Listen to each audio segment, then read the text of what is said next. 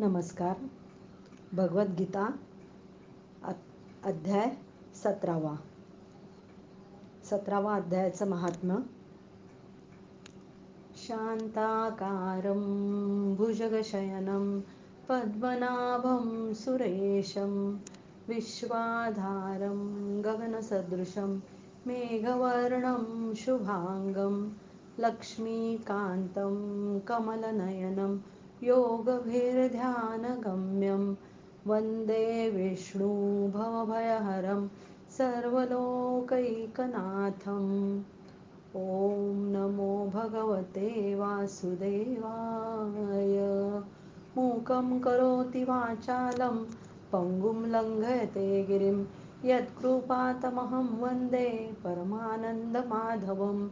ओम श्री परमात्मने नमः. महात्म्य. श्री महादेव म्हणाले, पार्वती, आता 17व्या अध्यायाचा अनंत महिमा ऐक. खड्गबाहू राजाच्या मुलाचा दुःशासन नावाचा एक नोकर होता. तो नावाप्रमाणे अत्यंत नीच होता. एकदा त्याने मांडलिक राजपुत्राबरोबर मदांध हत्तीवर स्वार होण्याची पुष्कळशा द्रव्याने पैज मारली व तो हत्तीवर स्वार झाला. काही अंतर चालून गेल्यावर लोकांनी अडविले, तरी तो हत्तीवर मोठमोठ्याने ओरडून त्याला रागावू लागला. त्याचा आवाज ऐकून हत्ती भयंकर चिडला आणि त्याच्यावर बसलेला दुःशासन पाय घसरून जमिनीवर पडला. जमिनीवर पडल्यावरही तो श्वास घेत असलेला पाहून त्या काळरूप अनिर्बंध हत्तीने रागाने त्याला सोंडेने उचलून वर फेकून दिले. वरून पडताच त्याचे प्राण निघून गेले. मेल्यावर त्याला पुढचा जन्म हत्तीचा आला. सिंहल द्वीपाच्या राजाकडे त्याचा बराचसा काळ निघून गेला.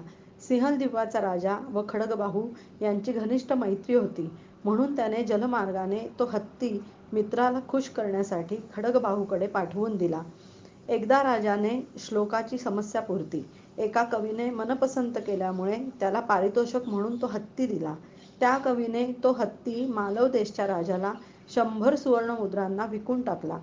कालांतराने तो हत्ती काळजीपूर्वक पाळून सुद्धा असाध्य रोग झाल्याने आसन्न मरण झाला. माहुतांनी राजाला हत्तीची सर्व अवस्था तात्काळ जाऊन सांगितली. माहूत म्हणाला, महाराज, आपला हत्ती फारच अस्वस्थ आहे. त्याने खाणे पिणे आणि झोपणे सोडून दिले आहे. याचे कारण काय असावे समजत नाही. माहुतांनी सांगितलेले वर्तमान ऐकून राजा हत्तींचा रोग जाणणाऱ्या मंत्र्यांसह जेथे हत्ती रोगग्रस्त होऊन पडला होता तेथे गेला. राजाला पाहताच हत्ती रोगामुळे होणारी पीडा विसरून लोकांना आश्चर्य वाटेल अशा वाणीत बोलू लागला. हत्ती म्हणाला, सर्व शास्त्रांचे जाणकार, राजनीतिज्ञ, शत्रुंजय व भगवान महाविष्णूंचे भक्त असणारे महाराज, या औषधांचा काय उपयोग? वैद्यांपासूनही काही फायदा होणार नाही. दान किंवा जप करून तरी काय होणार आहे? आपण कृपा करून गीतेच्या 17व्या अध्यायाचा पाठ करणाऱ्या कोणातरी ब्राह्मणाला बोलवा. हत्तीच्या सांगण्याप्रमाणे राजाने तशा ब्राह्मणाला बोलवले. त्यानंतर गीता पाठ करणाऱ्या ब्राह्मणाने जेव्हा 17व्या अध्यायाच्या श्लोकांनी अभिमंत्रित केलेले पाणी हत्तीवर टाकले, तेव्हा दुःशासन हत्तीचा जन्म सोडून मुक्त झाला. राजाने दुःशासन इंद्रासारखा तेजस्वी होऊन दिव्य विमानावर आरूढ झालेला पाहिला. तेव्हा त्याला विचारले, हे दिव्य पुरुषा, पूर्वजन्मात तू कोण होतास? तुझे स्वरूप कोणते होते? वर्तन कसे होते? कोणत्या कर्माने तू हत्ती होऊन येथे आलास? हे सारे मला सविस्तर सांग. असे राजाने विचारल्यावर दिव्य स्वरूपात असलेल्या दुःशासनाने विमानात बसल्या बसल्याच पूर्वी वर्णन केल्याप्रमाणे असलेली आपली हकीकत यथासांग सांगितली. त्यानंतर मालव देशाचा राजाही गीतेच्या 17व्या अध्यायाचा पाठ करू लागला. त्यामुळे लवकरच त्याला मुक्ती प्राप्त झाली. आता अध्याय 17. ह्या अध्यायात 3 गुण म्हणजे सत्व, रज आणि तम, ह्या गुणांपासून श्रद्धा कशी उत्पन्न होते हे या अध्यायात सांगितलंय. अर्जुन म्हणाला, हे कृष्णा, जी माणसे शास्त्रविधीला सोडून श्रद्धेने युक्त होऊन देवादिकांचे पूजन करतात, त्यांची मग स्थिती कोणती? सात्विक, राजस की तामस? श्री भगवान म्हणाले, मनुष्याची ती शास्त्रीय संस्कार नसलेली केवळ स्वभावतः उत्पन्न झालेली श्रद्धा सात्विक, राजस व तामस या 3 प्रकारचीच असते. ती तू माझ्याकडून ऐक. हे भारता, सर्व माणसांची श्रद्धा त्यांच्या अंतःकरणानुरूप असते. हा पुरुष श्रद्धामय आहे. म्हणून जो पुरुष ज्या श्रद्धेने युक्त आहे तो स्वतःही तोच आहे. अर्थात त्या श्रद्धेनुसार त्याचे स्वरूप असते. सात्विक माणसे देवाची पूजा करतात.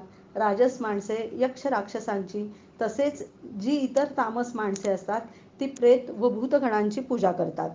जी माणसे शास्त्रविधी सोडून केवळ मनाच्या कल्पनेप्रमाणे घोर तप करतात, तसेच दंभ, अहंकार, कामना, आसक्ती आणि बळाचा अभिमान यांनी युक्त असतात, जे शरीराच्या रूपात असलेल्या भूत समुदायाला आणि अंतःकरणात राहणाऱ्या मलाही कृश करणारे असतात, ते अज्ञानी लोक आसुरी स्वभावाचे आहेत असे तू जाण. भोजनही सर्वांना आपापल्या प्रकृतीप्रमाणे 3 प्रकारचे प्रिय असते आणि तसेच यज्ञ, तप आणि दानही 3-3 प्रकारचे आहेत. त्यांचे हे निरनिराळे भेद तू माझ्याकडून ऐक. आयुष्य, बुद्धी, बळ, आरोग्य, सुख आणि प्रीती वाढवणारे, रसयुक्त, स्निग्ध, स्थिर राहणारे, स्वभावतः मनाला प्रिय वाटणारे असे भोजनाचे पदार्थ सात्विक पुरुषांना प्रिय असतात. कडू, आंबट, खारट, फार गरम, तिखट, कोरडे, जळजळणारे आणि दुःख, काळजी व रोग उत्पन्न करणारे भोजनाचे पदार्थ राजस माणसांना आवडतात. जे भोजन कच्चे, रस नसलेले, दुर्गंध येणारे, शिळे आणि उष्टे असते, तसेच जे अपवित्रही असते, ते भोजन तामसी लोकांना आवडते. जो शास्त्रविधीने नेमून दिलेला यज्ञ करणे कर्तव्य आहे असे मनाचे समाधान करून फळाची इच्छा न करणाऱ्या पुरुषांकडून केला जातो, तो सात्विक यज्ञ होय.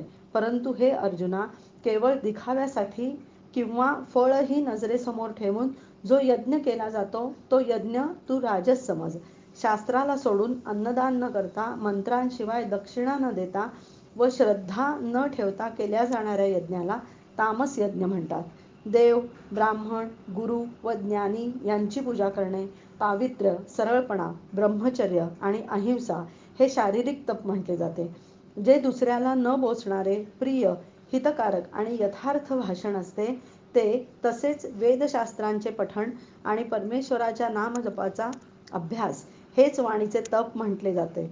मनाची प्रसन्नता, शांतभाव, भगवत चिंतन करण्याचा स्वभाव, मनाचा निग्रह आणि अंतःकरणातील भावांची पूर्ण पवित्रता हे मनाचे तप म्हटले जाते. फळाची इच्छा न करणाऱ्या योगी पुरुषांकडून अत्यंत श्रद्धेने केलेल्या वर सांगितलेल्या 3ही प्रकारच्या तपाला सात्विक तप म्हणतात.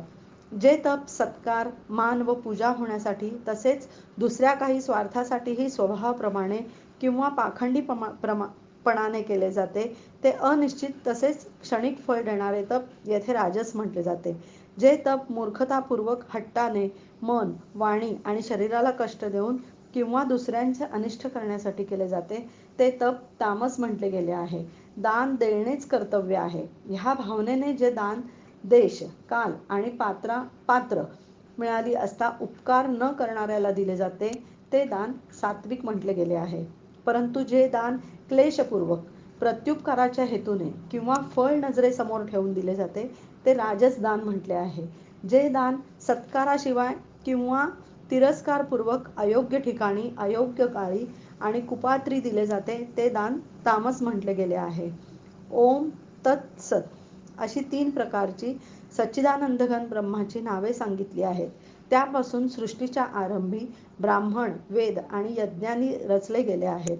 म्हणून वेदमंत्रांचा उच्चार करणाऱ्या श्रेष्ठ पुरुषांच्या शस्त्राने सांगितलेल्या यज्ञ, दान व तपरूप क्रियांचा नेहमी ओम या परमात्म्याच्या नावाचा उच्चार करूनच आरंभ होत असतो. तत् या नावाने संबोधल्या जाणाऱ्या परमात्म्याचेच हे सर्व आहे. या भावनेने फळाची इच्छा न करता नाना प्रकारच्या यज्ञ, तप व दानरूप क्रिया कल्याणाची इच्छा करणाऱ्या पुरुषांकडून केल्या जातात. सत या परमात्म्याच्या नावाचा सत्यभावात आणि श्रेष्ठ भावात प्रयोग केला जातो. तसेच हे पार्था, उत्तम कर्मातही सत शब्द योजला जातो. तसेच यज्ञ, तप व दान यामध्ये जी स्थिती म्हणजे आस्तिक बुद्धी असते, तिलाही सत असे म्हणतात आणि त्या परमात्म्यासाठी केलेले कर्म निश्चयाने सत असे म्हटले जाते. हे अर्जुना, श्रद्धेशिवाय केलेले हवन, दिलेले दान, केलेले तप आणि जे काही केलेले शुभ कार्य असेल, ते सर्व असत म्हटले जाते. त्यामुळे ते ना इहलोकात फलदायी होत, ना परलोकात. श्रीमद्भगवद्गीता अध्याय 17 समाप्त. श्रीकृष्णार्पणमस्तू.